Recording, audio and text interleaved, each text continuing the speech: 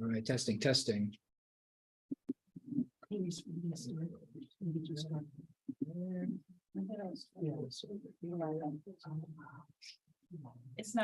not very long, really. Did you get to eat when you were there? Yeah. Okay, oops. That's my priority. I was just gonna say. That would determine the job longevity. for Mark. It doesn't cook, which like. Oh, my. All right, welcome everyone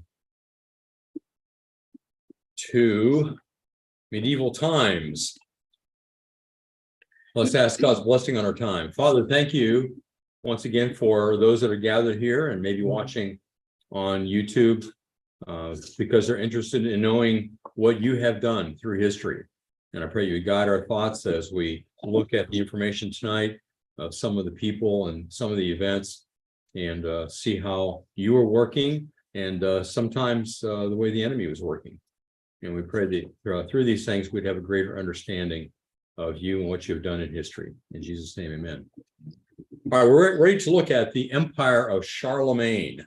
Remember, we're in the medieval period. We have spent a lot of time in the ancient church period, not even counting prior to that we spent in ancient history. Now we're in the medieval period, and at the very beginning of that period as we continue tonight. I remember last time we saw how the Franks, Germanic tribes came to dominate in northern and western Europe, eventually becoming the kingdom of the Franks, or as we call today, France. During that time period, the kings of the Merovingian house became what's known as do-nothing kings, and so the mayor of the palace in each locality were really the power behind the throne. And one of them, by the name of Charles Martel, came to the point where he wanted to be called king, since he was actually doing the ruling. And he is famous for defeating the Muslims at the Battle of Tours, as the Muslims indicated the area in yellow came up into the kingdom of the Franks and were defeated there, or at least they left the battlefield there. We looked at Pepin the Short, who really was, and his victories, especially over the Lombards, who were threatening the Pope.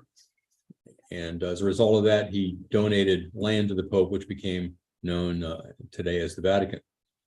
All right, so Pepin the Short died, leaving his sons as co-rulers of the Frankish kingdom. We're under the Empire of Charlemagne, Charlemagne's character. Upon the death of his brother, just as civil war between them was about to erupt, Charles took over. Now, unlike his father, Charles was large, with a powerful body, measuring 6'3" in height. Just the opposite of his father, who was 3'6". Isn't that interesting?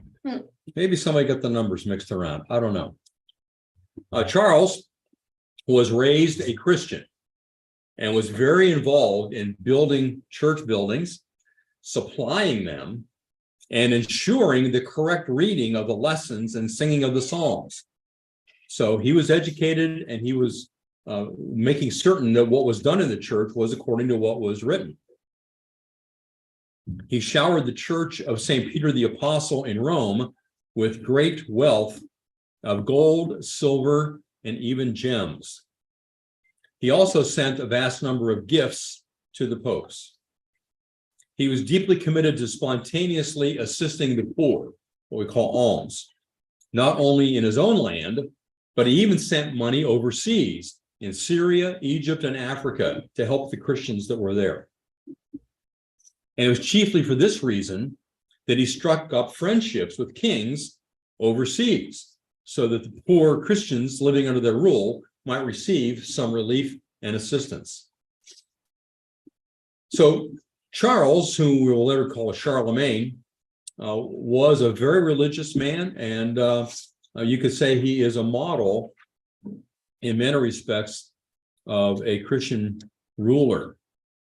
But although he was very religious, he also evidenced a dark side. Don't we all?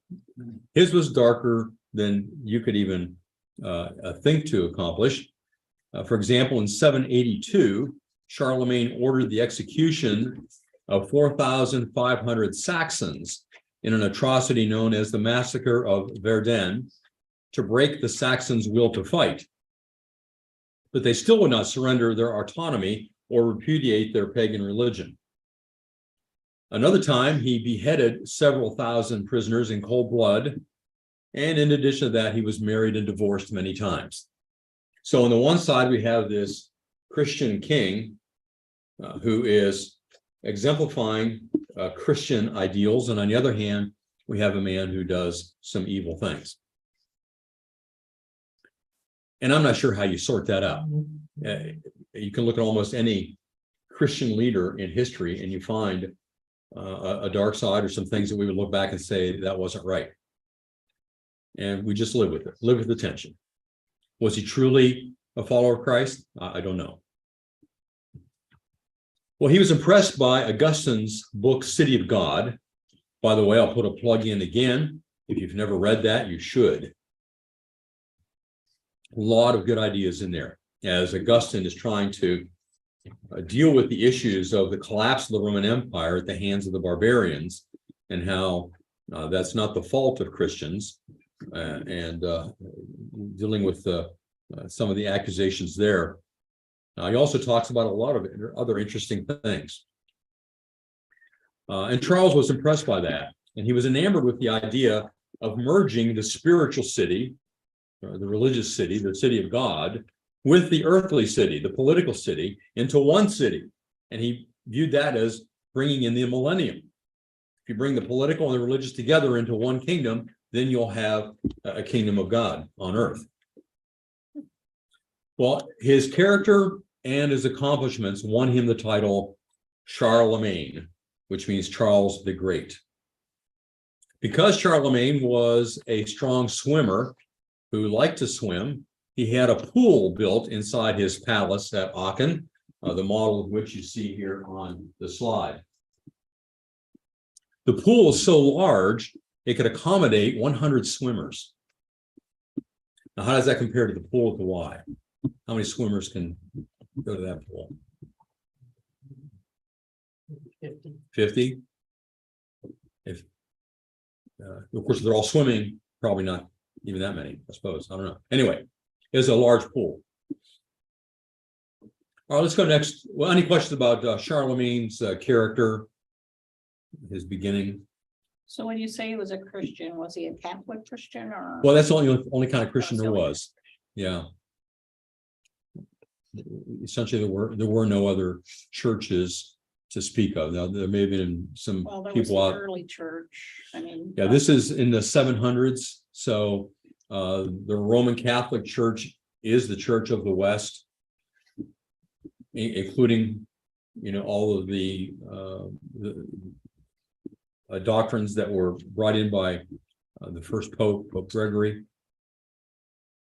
But that's not to say that there weren't many people within that church who really did know the Lord.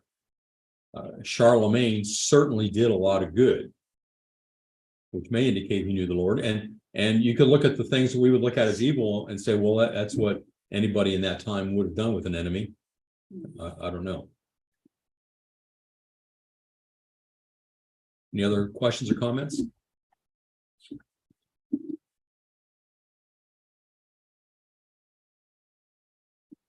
All right, let's look at Charlemagne's conquest. Should be, I'm sorry, plural conquest. Charles accomplished his goal of tying all the tribes into one. I mean, that's what anybody does who has power, wants power, is try to consolidate different tribes, if there are different tribes, and bring them together in different countries. And so he tried to tie them all into one, and he was able to do so and controlled more land than anyone had since the fall of Rome, as you can see on the map here, the area in brown. First of all, he rescued Rome by defeating the Lombards. several times the Lombards have been a threat to the papacy, certainly, and to Rome. He defeated them, and he actually took for himself the title King of the Lombards. Now, he beat them, so I guess he is their king. Next, he subdued the Saxons of Northern Europe after 30 years. It took a long time to get them under control. In fact, he called them a perfidious and oath-breaking people and vowed to wage war against them until, quote, they were conquered and converted to the Christian religion or totally annihilated, unquote. So they're either going to submit to Christianity or I'm going to kill them all, basically. Conquered peoples were given a choice of baptism or death. That's the kind of evangelism that we kind of frown on. Near the Danube River in Central Europe, he defeated a people called the Avars. They were nomadic people. They were wanderers, but they were troublesome. So he had to fight against them, and that was in 796.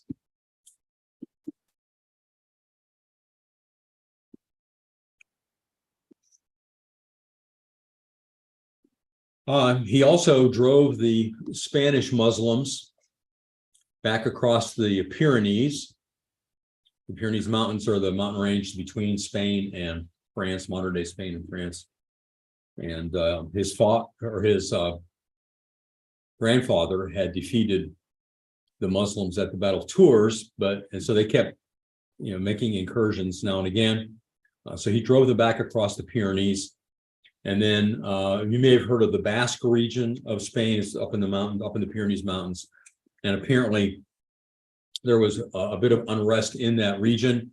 And so Charlemagne and his army came into that area for a number of engagements, including the famous Battle of Roncesvalles Pass in 778.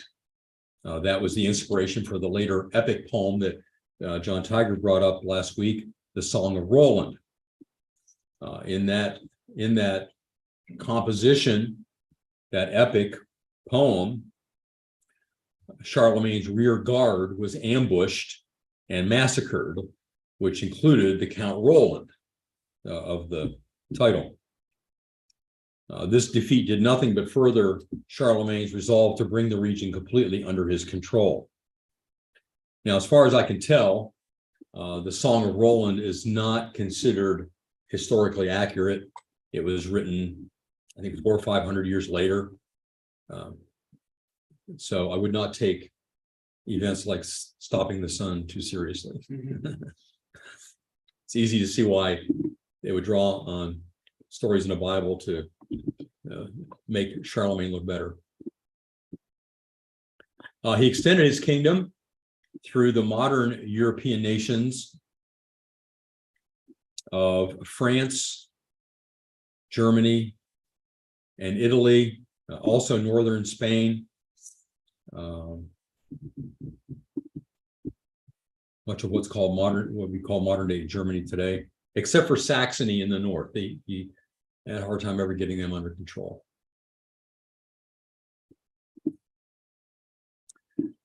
He had administrative capability. He administered his empire through districts with counts to supervise each one.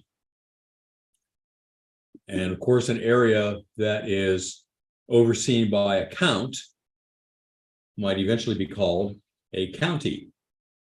That's probably where we get that word. It's dividing up your region so that there are people in charge of each of those, and that hopefully gives better government.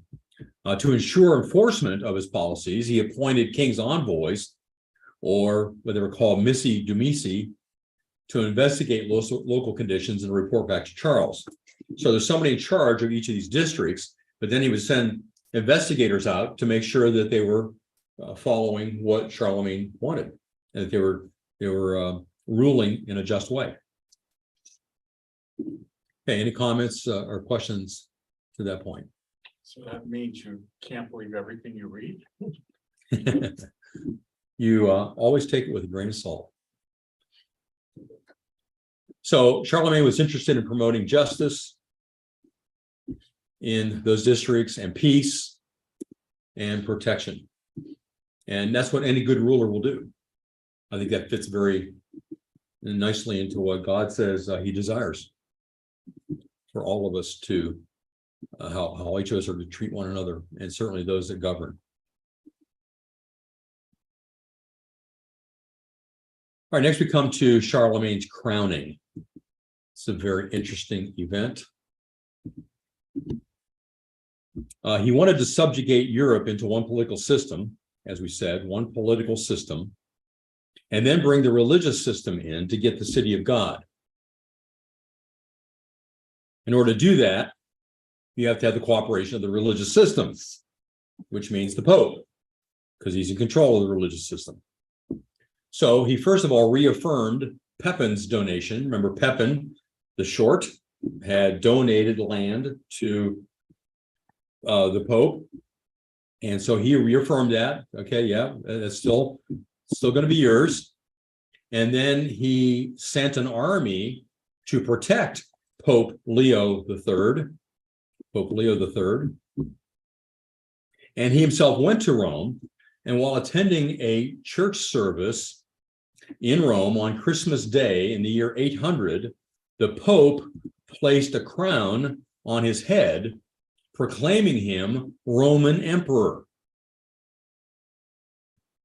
Now, this was apparently done without his foreknowledge or consent, but it certainly accomplished the goal of melding together the religious and political systems by having the religious leader pronounce a political kingdom upon him by putting a throne on him.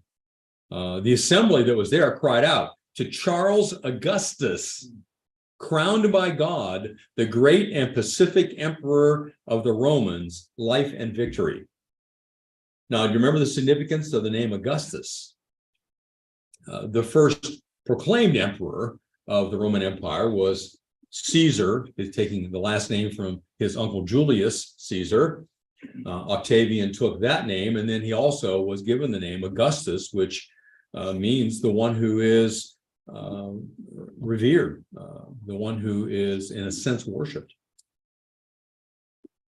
So this was simply a title to connect him with the Roman Empire, because the Pope is proclaiming him Roman Emperor. Now, the significance of this is twofold. One,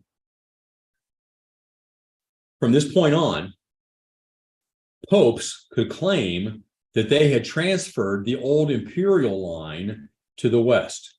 So the line of emperors, the popes could claim that they had authority over that and to give it to whoever they wished in the western part of the world, of the empire.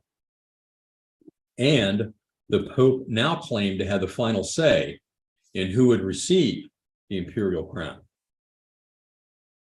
So once this is done, it becomes somewhat embedded that the Pope has some control over who is the ruler of the Western Empire. All right, any comments or questions about Charlemagne to this point? Or what happened in the year 800, as you see pictured there on the slide?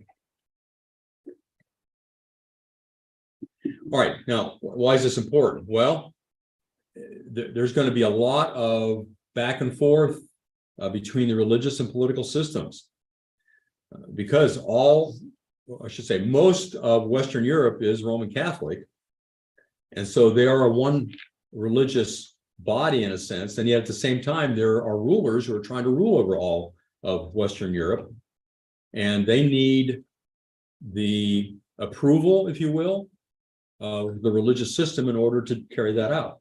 And we're going to see some battles take place later on between those two systems. And Charlemagne is one who tries to bring it all together. And this is kind of the beginning of it.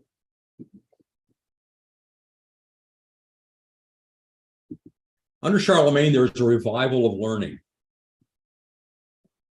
Charlemagne was a gifted and ready speaker. He was able to express clearly whatever he wished to say. In addition to his native German tongue, he also made an effort to learn foreign languages such as Latin and Greek. In the pursuit of the liberal arts, he assembled scholars, most notably Alcuin from York, which is in England, creating a revival of learning. So he brought Alcuin to his palace at Aachen and promoted learning from that place. This scholar, Alcuin, was the most learned man in the entire world at the time, and Charlemagne's got him.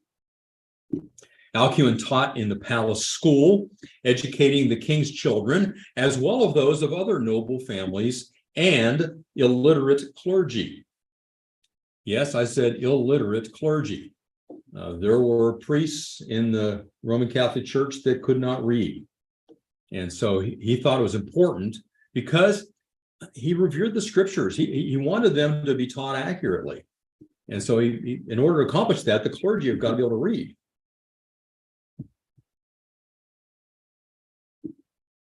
Also, as you notice, provide education for other families as well as his own.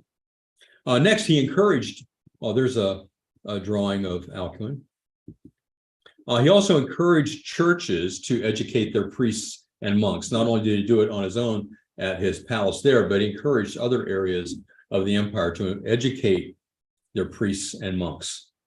And so as a result of that, monasteries became the primary centers for studying, copying, and preserving the rediscovered ancient manuscripts of the Bible and classical writers. So some of the manuscripts had been discovered of the ancient languages, and so those manuscripts were copied, preserved, and as they became more educated, the priests and monks, they were studying those as well as classical writers, some of the Greek writers. So these monasteries became essentially the printing houses. I mean, no printing press, but they're hand copying all this, and the libraries of the Middle Ages. If you lived in the Middle Ages and you wanted to go, where can I find books? You go to a monastery. In fact, much later, for example, even in the 19th century, where are some of the manuscripts found? Some of the oldest manuscripts we have of the New Testament, where are they found? They're found in monasteries. Because of Alcuin and others, we have copies of Julius Caesar, of Tacitus, Juvenal, and many other classical authors. The beautiful new style of handwriting called Carolingian minuscule illuminated the pages.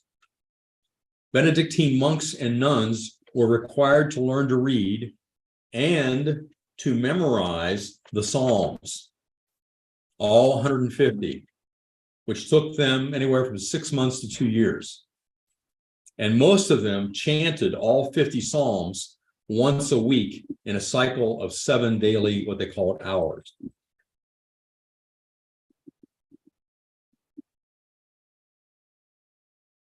All right, any questions to this point or comments?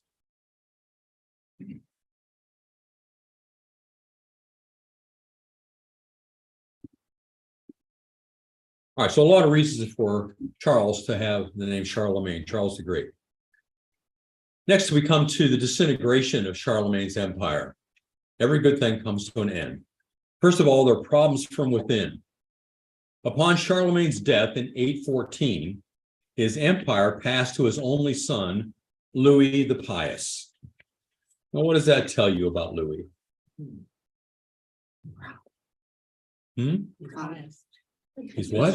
He's pious. Pious. I thought you said he was pie. He's religious.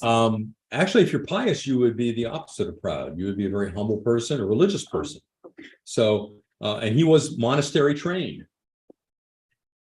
But unfortunately, being pious doesn't make you strong, and he was a rather weak ruler, which caused the empire to begin to fracture and divide.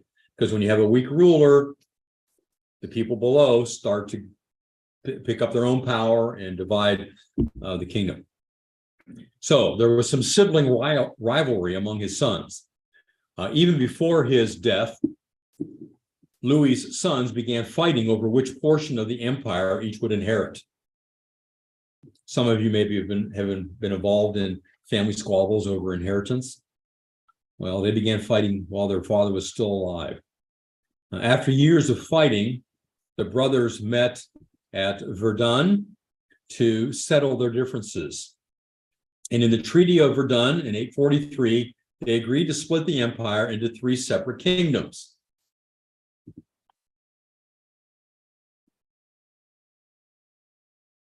I don't know if you can see the names at the bottom, the colors that go with them. The first son was Charles the Bald. How would you like to have a name like that, John? Would be fitting. No, you still have some here. Survivors. Charles the Bald was given what was called West Frankland, land of the Franks, which would be modern France. You can see it there in the greenish. Louis the German was given East Frankland, which should be the equivalent of Eastern Europe. There in mustard. And then Lothair, who was the eldest of the 3, was given the title of emperor and ruled the land between his brothers' kingdoms as kind of a buffer between them. And he also had northern Italy. What was his name? Lothair, Lothair.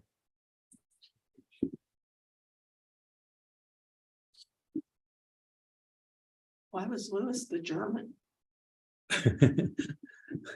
He wasn't bald.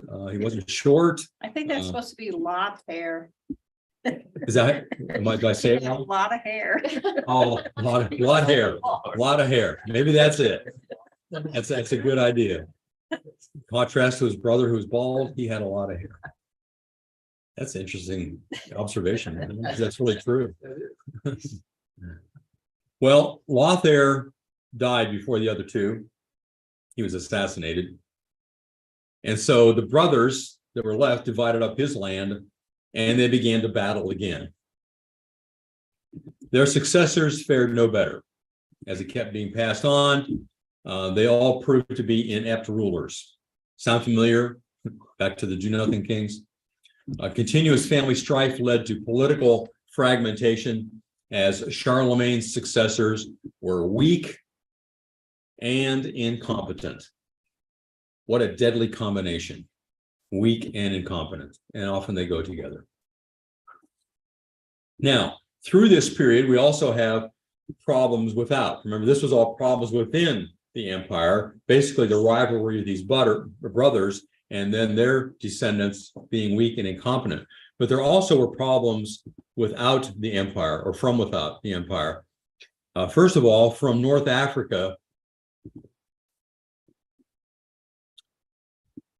came Muslim raiders who devastated the Mediterranean coast of Europe, capturing Sardinia, Corsica, and Sicily, and pillaging southern Italy. So Muslims are coming from North Africa. They take Corsica, Sardinia, Sicily, and southern Italy. Then from the east came the Magyars.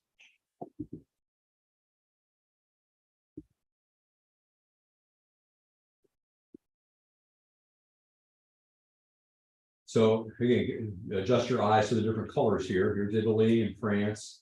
The Magyars come from this direction. This is modern Hungary, which is where they eventually settle. But they are Asiatic nomads, later known as Hungarians. And they swept into the Danube region, Danube River.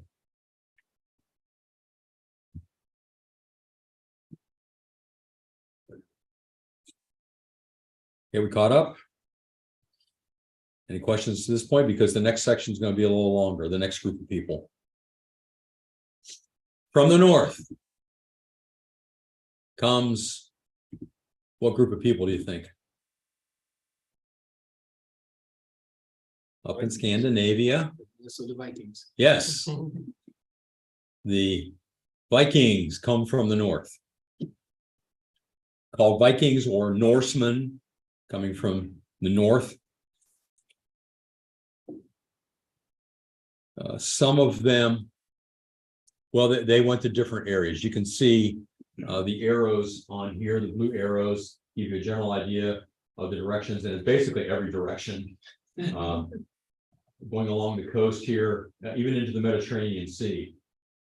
This direction to Iceland and to Greenland, and eventually over to North America as well. What time period is this? This is over several centuries. We're Starting talking like from the 800, 800s through 1100? 1100s probably would be a good place. Now, by then, changes have occurred among the Vikings, but we'll talk about that. Everywhere they went, they struck terror into the hearts of the people of Europe. A prayer offered in churches across Western Europe was this: "From the fury of the Northmen, O Lord, deliver us." They were a pagan people. Some of their deities are remembered by us today. That's why some Christian groups, including the Quakers, if you want to include that in Christian groups, and others refuse to use the days of the week because they are named after pagan deities, like Thor is Thor's Day. Friday is named after Frey, the goddess of peace.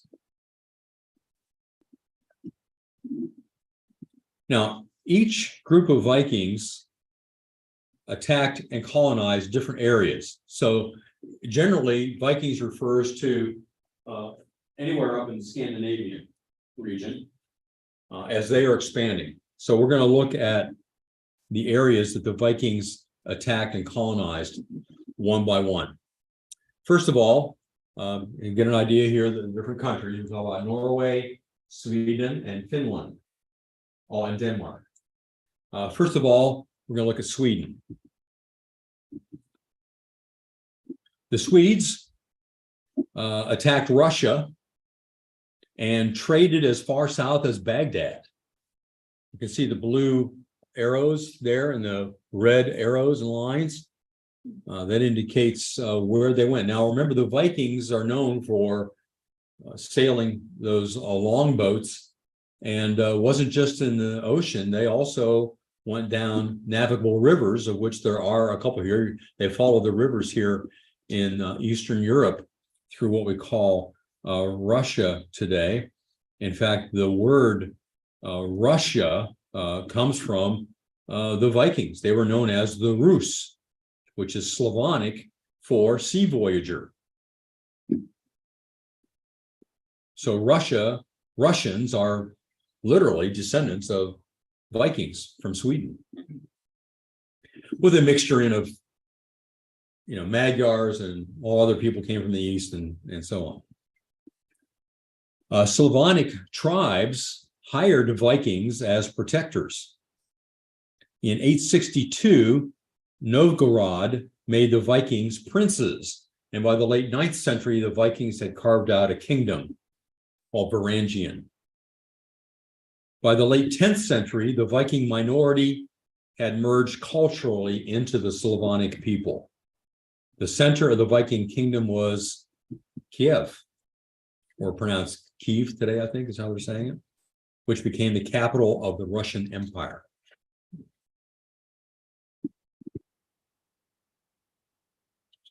And that is, right there's Kiev.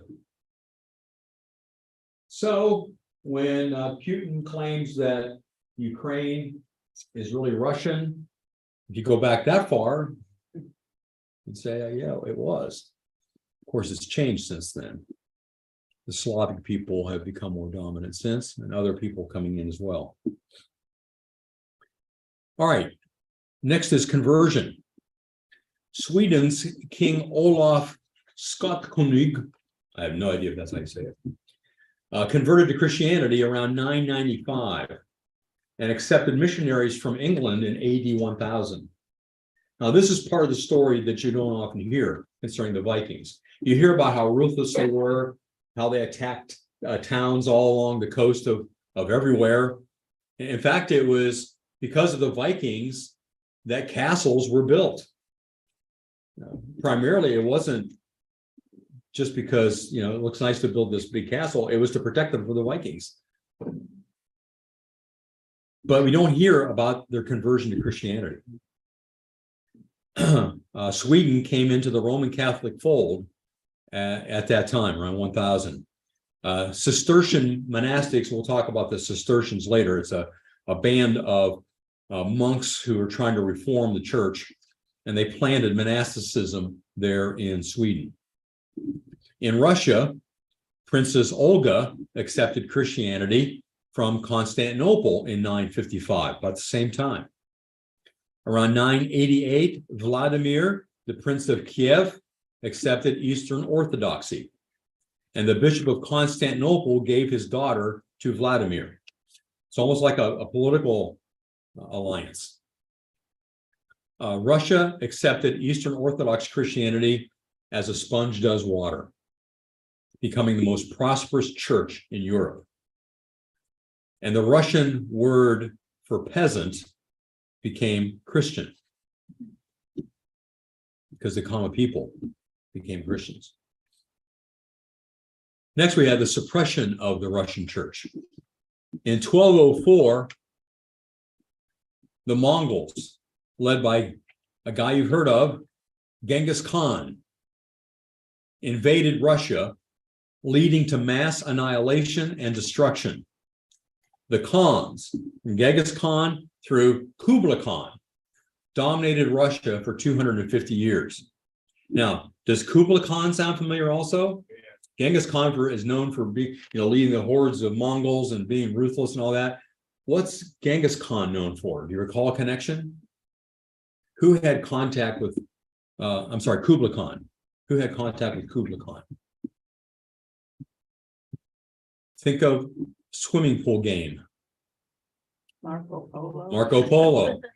Remember when Marco Polo traveled to China, came back and told everybody what was going on there? And from prison, he wrote a book about his travels and got people interested in trade in that part of the world. That was with Kublai Khan. So they were ruling in at least part of China on over into Russia. Now, this had several results. First of all, as the Mongols came in, the capital was moved from Kiev to Moscow. So we're moving from, we've got a new map here, I'll find my bearings. Where's Kiev? Oh, there it is. From Kiev to Moscow. It says there's Novgorod. I don't see it. You see it on here? Should be over this way. Anyways, closer to where they came from. And also, it was in a dense forest. So I guess they figured that gave them more protection. The second result is that Russia broke from Western Europe. The Mongols coming from the east really don't want to have any connections with the West, Western Europe. And so there came to be an identification with the East instead of with the West. That break then is going to have tremendous effects for years to come, for centuries to come, for 1,000 years. Almost, no, not quite to come. Well, maybe even today. You could say there's a loss of a connection even today. In the late 1400s and early 1500s, Alexander Nevsky expelled the Mongolians. So it was that long since they came in, got rid of the Mongolians. But of course, they're still in effect today. The bloodlines of many people in America, Western Europe, Mongolian shows up in the DNA. All right, next we have the rise of the Russian Orthodox Church. The fall of the city of Constantinople in 1454. You can see, because I'm kind of doing this topically now, looking at the Vikings, we're covering a lot of territory we're going to come back and redo with other things. It's just I didn't want to break up the Vikings into a million pieces because we kind of lose continuity of who they are, who they were. So Constantinople fell in 1454 to the Muslims, which led to an authority vacuum in the church because Constantinople was the capital of the Eastern Orthodox Church, the eastern part of the empire. And this occurred at the same time as Nuski's repulsion of the Mongolians. So the Mongolians are kicked out, the Muslims have come in, taking over Constantinople, and so the Russian church remains with the Mongolians gone. Constantinople is no longer the center of the church. Moscow becomes then the center, and the Russian church claims to be a continuation of the Eastern Orthodox Church that had lost its identity. Did you follow that? So the Russian Orthodox Church takes over for the Eastern Orthodox Church. Now, eventually, the Greek Orthodox Church is going to come in there as well as a breakup of the Orthodox Church. But the Russian Church, even today, claims the authority of the church. They claim to be the church. Ivan the Great considered his country the Third Rome. Ivan the Great is a famous leader of early Russia. He says the Third Rome. Rome had become apostate in its religion. The Roman Catholic Church had become full of error.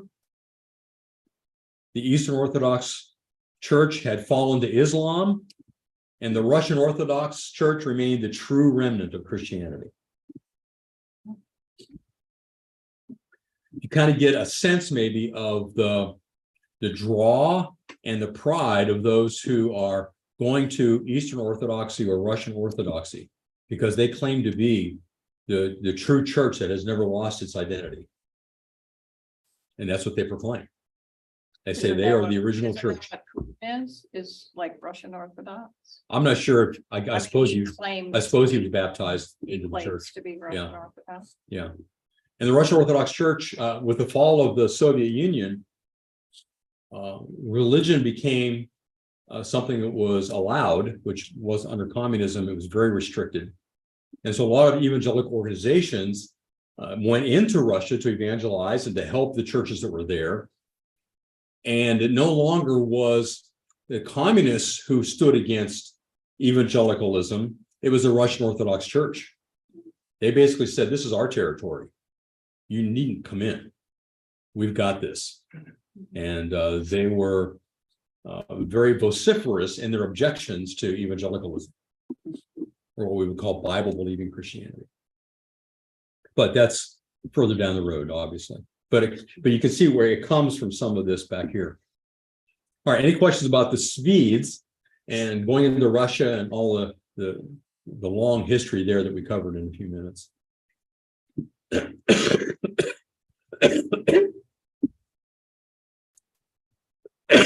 Excuse me. All right, we'll move to another area of Scandinavia, and that is who we call the Norsemen, from Norway specifically. They're Norwegians. Their colonization went west. So they settled in Iceland around 870. See Iceland right here, the Faroe Islands, maybe you've heard of them, the Shetland Islands. So they moved west to Iceland, to Greenland, following Eric the Red. You remember him in your middle school, junior high history books? Eric the Red, around 985, who, if I remember correctly, was running away from a murder accusation. And when he went west to settle in Greenland, and also the Hebrides, the Orkneys, Scotland, Northwest England. You can see they go down into this area, and even North America.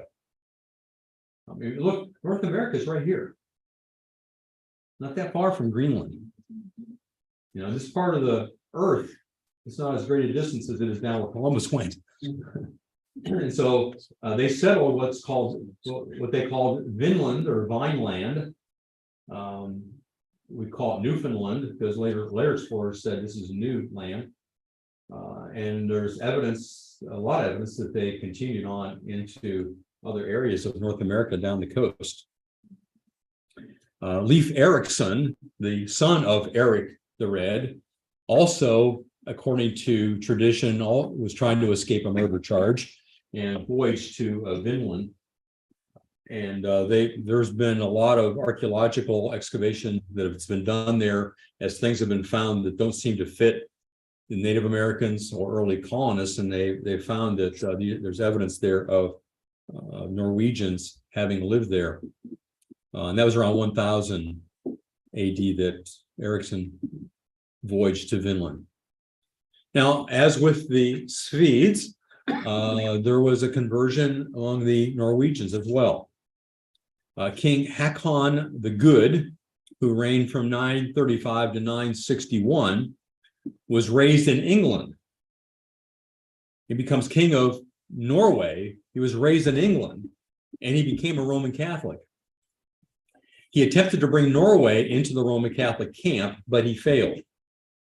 Harold Greycloak succeeded Hakon after a bloody battle. Harold had also become a Christian in England, but lacked the political savvy of his predecessor, attempting to stamp out paganism by tearing down temples and casting away sacrifices. Well, that just made the people mad. So his subjects were angry at him, thinking that years of rotten weather and bad harvests were attributable to these actions. Greycloak was lured to northeast Jutland and killed. Next, Olaf Tryggvason became king of Norway in 995, accepted Christianity, and tried to force the people to be baptized, but failed. He also sponsored the introduction of Christianity into Iceland, Orkney, and Shetland. He's not on here, but it's in that area. And the Faroes, Faroe Islands. He died in the Battle of Svold in 1000. Olaf Haraldsson, who later was declared a saint, opposed Christianity from Germany, but accepted it from England. He rigorously tried to press Christianity onto the people, but the aristocracy rebelled, instigated by Canute of Denmark. Olaf was killed at the Battle of Stiklestad in 1030. If you thought my Arabic was bad, just listen to my Scandinavian. All I can think of is the chef on the Muppets. When Iceland and Greenland were conquered, missionary chaplains were sent with Eric the Red. Now, I never heard about Eric the Red having missionaries with him, did you, in your history books?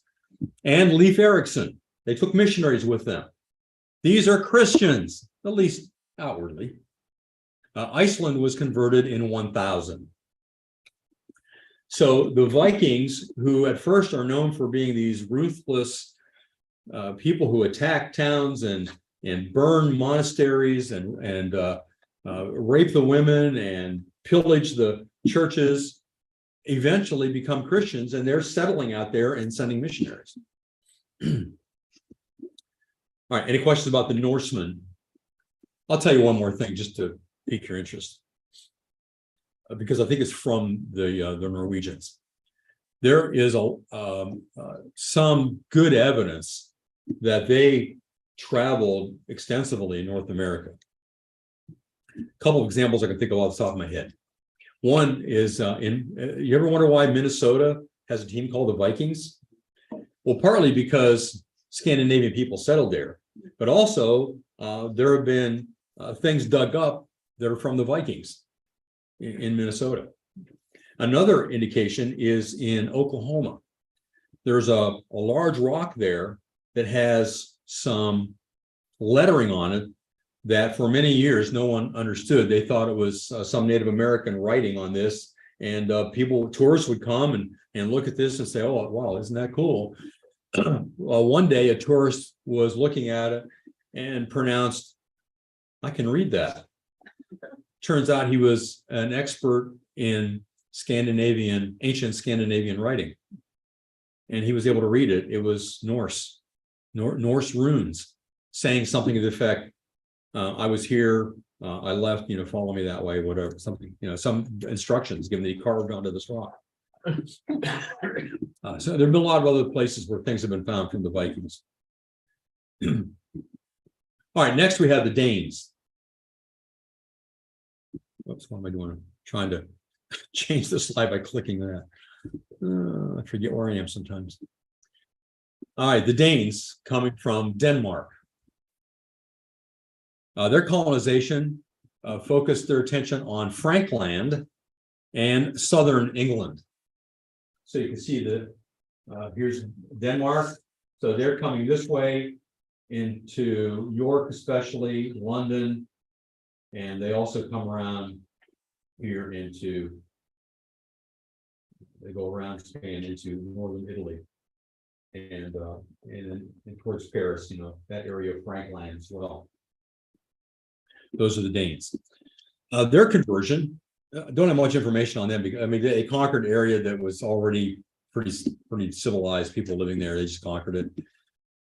Because of the association with England, moving into England, Denmark became the first of the Scandinavian countries to accept Christianity, with King Harold Bluetooth accepting baptism in 965.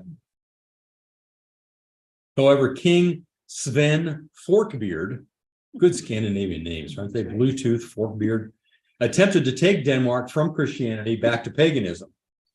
Forkbeard was able to conquer England in 1013. King Canute the Great, who ruled over both Denmark and England, as well as subjugating Norway, made a pilgrimage to Rome, bringing Denmark into the Roman Catholic fold. He commanded all his subjects to attend communion and to know the Lord's Prayer.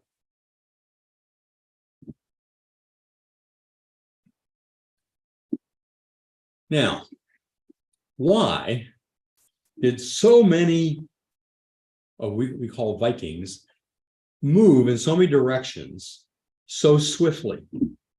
What was their motivation? First of all, there was little arable land in the three Scandinavian countries. If you've ever seen a topographical map, I should have put one on here instead of just colorful map, you would see that the Scandinavian countries are what kind of topography? Mountains. And so there's very little land there to grow anything. So they're looking for places where they can grow. And of course, Vinland, Greenland even, was a great place. Iceland was a good place for growing. They have found, under what is now ice, they have found, this would be Greenland primarily, they have found vineyards that were there. You couldn't grow vines there, grapes there now, but you could back around the year 1000. Why? Global warming, caused by all the automobiles the Vikings were driving. Global cooling. Pardon me? Global cooling. Turn Well, to Iceland. Yeah, and then eventually it cooled. Yeah. It became Iceland. You know, it's no big deal. The earth warms and cools. It always does. About every 500 years, it switches a little bit. And so that happened. In fact, 400 years later, it was still warm. In fact, this warming trend in Europe caused a great growth in agriculture and in the population during this warming period. It also enabled the Chinese in 1420, I think it was, to in their sailing around the world in their navy. I think about 3 different vessels sailed different ways. One of them went north above the Scandinavian countries, sailed around Russia back down to China, what is now totally covered with ice, but they were able to sail through there. Why? Because it had all melted, because there's a warming period. I have yet to have anyone take me up on trying to explain that in the context of those who are promoting warming today taking place due to all the cars and methane from cows and all that. Well, what caused it back then? I want to know. It wasn't cars. Anyway, we'll get into all that. Another reason for the expansion was the custom of primogeniture, left younger sons without land. That's, it goes to first son is another way of translating that. The first son got everything. So the younger sons have to find something else to do. Now, in a lot of Western Europe, that would be, they would go into the church. But at the beginnings, the church doesn't have an effect in Scandinavia, and so they go out raiding. They go out to make their own way or to colonize someplace. The third reason is just pure and simple greed. They've got stuff. We don't have stuff. Let's go get their stuff. Another reason, this is something to always observe in history, power and power vacuum. Charlemagne has subdued all the major foes of the Vikings. So all the enemies of the Vikings were also enemies of Charlemagne. And he conquered those areas, which meant the Vikings didn't have those enemies anymore. So they got stronger, and they had the opportunity then to overrun not only Charlemagne's empire, but the rest of Europe.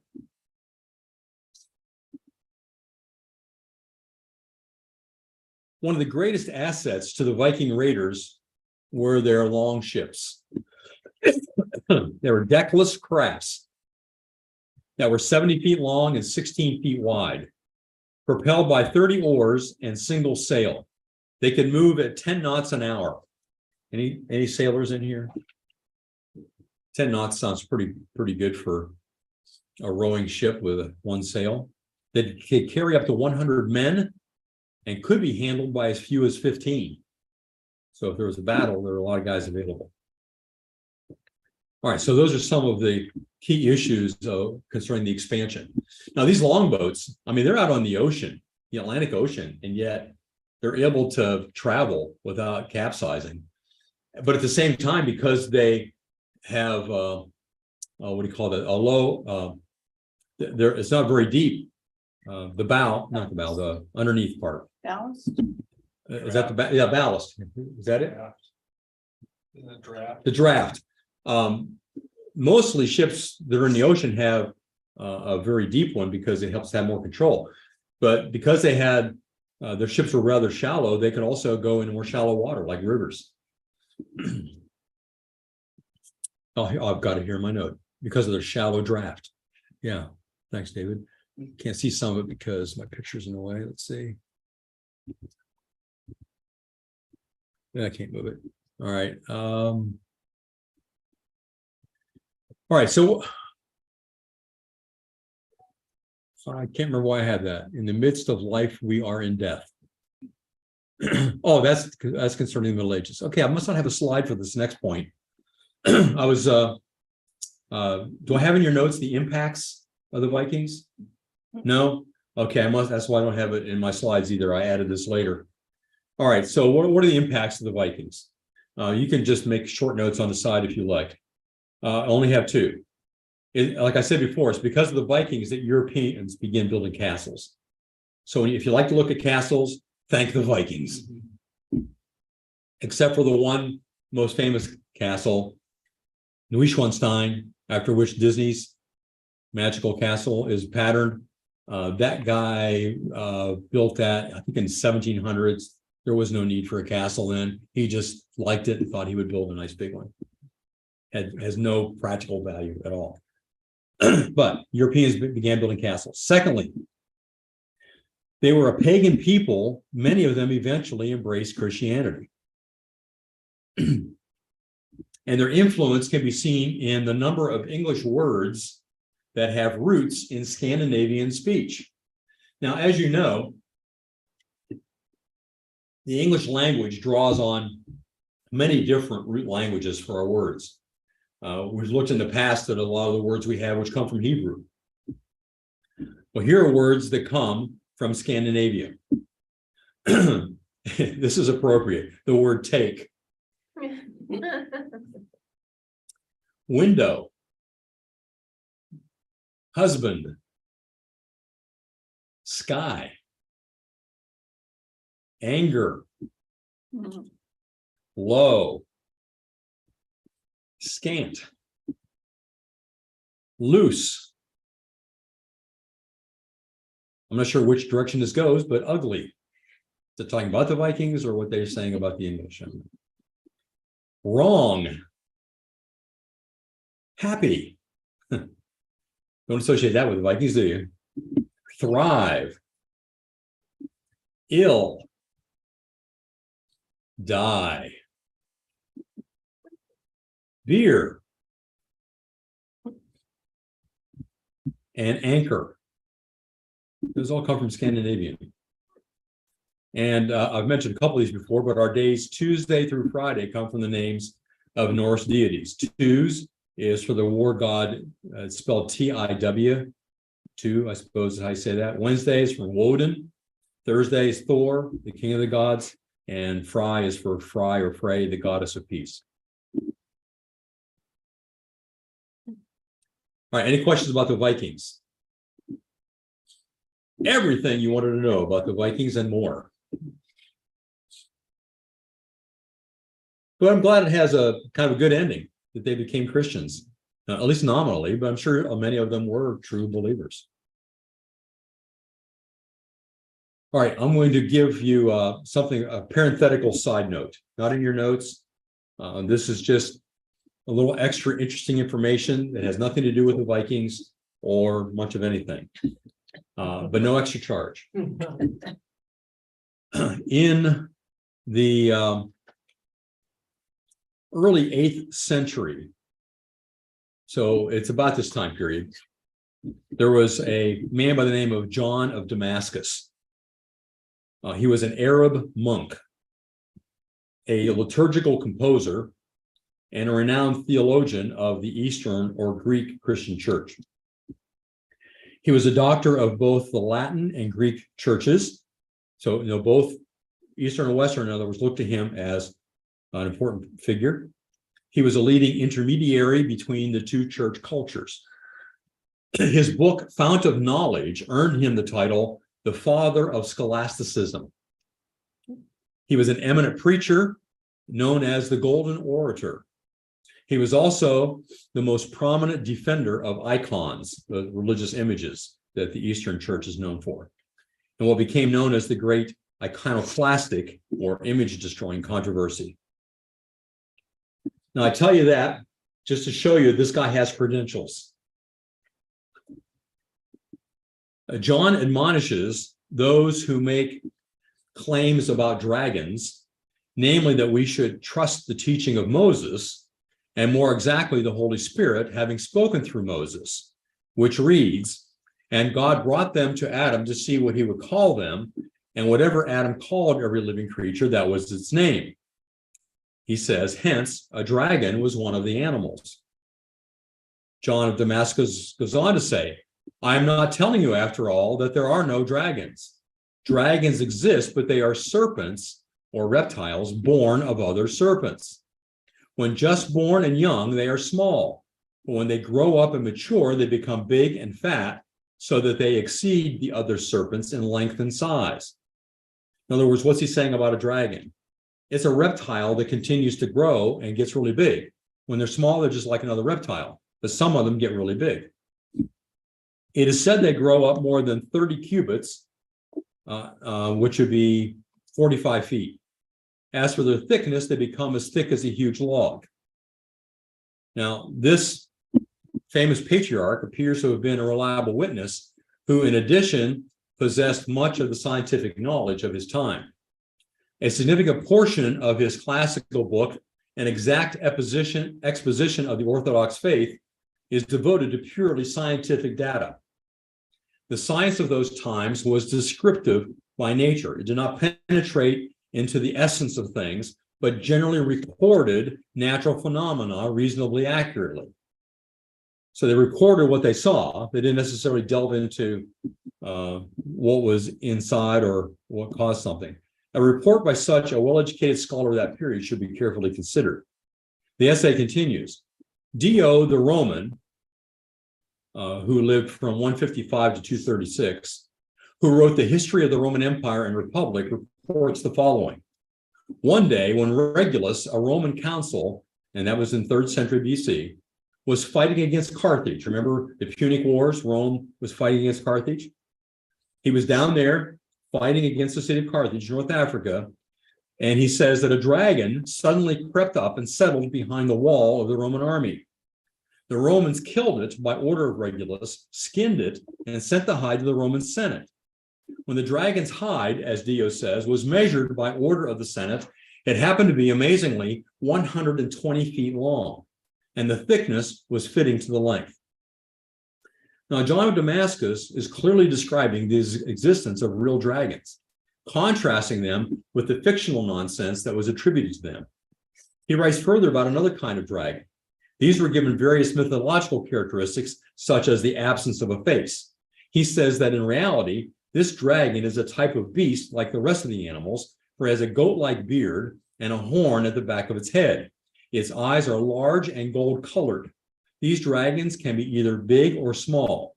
All serpent kinds are poisonous except dragons, for they do not emit poison. So the main purpose of this ancient author was to persuade his readers that dragons are real, that they are living creatures. They're not mythological beings like ghosts, werewolves, faceless bogey creatures, and so on.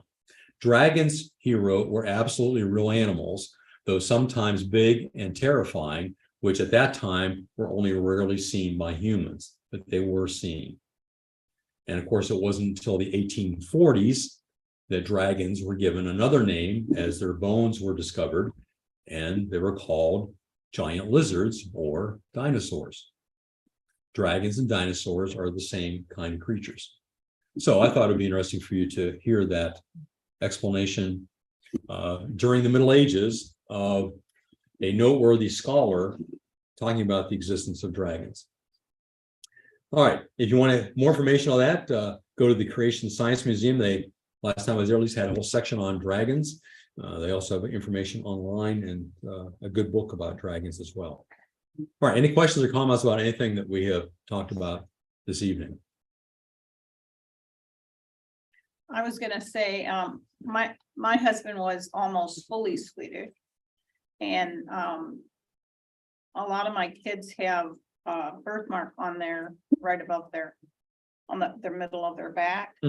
And the doctor said that's a Mongolian birthmark. It Really? means that you have Mongolian.